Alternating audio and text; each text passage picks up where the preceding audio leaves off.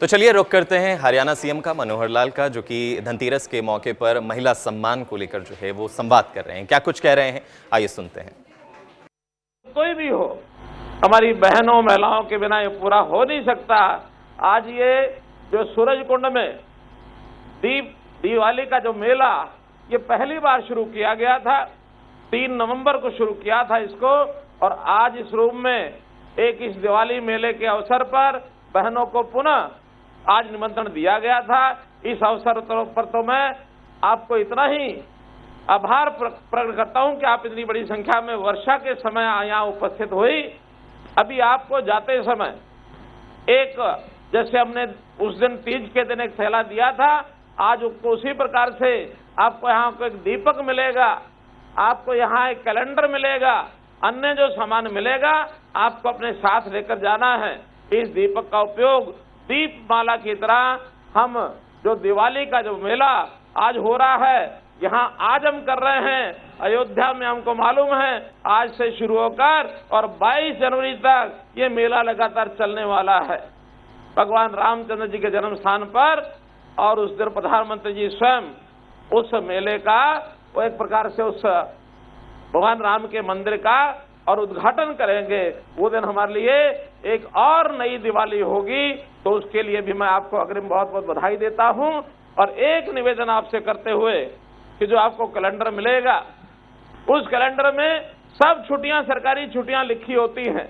जो बात मैंने करनाल में दोहराई थी वो यहां दोहरा रहा हूं कि हम लोगों को जो उस समय कैलेंडर मिला था, अंत्योदय मेले के अंदर सब छुट्टियां होने के बाद अगले वर्ष के अंदर 2 छुट्टियां और नई होने वाली हैं। उनकी तिथि हमको पता नहीं, आज की डेट में उसका विषय लिखा हुआ नहीं है, लेकिन जो 2 छुट्टियां होंगी सरकार करेगी, केंद्र सरकार करेगी। उन 2 छुट्टियों के घोषित होते ही आप उस पर गोल लगा देना।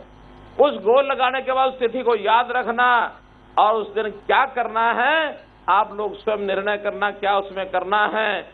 एक छुट्टी होगी जिस दिन लोकसभा नरेंद्र मोदी जी का चुनाव, लोकसभा के नाते वो चुनाव होगा, वो तिथि आएगी। एक उसके बाद विधानसभा का चुनाव जिस दिन होगा हरियाणा का, एक छुट्टी वो आएगी, उसको गोल कर लेना।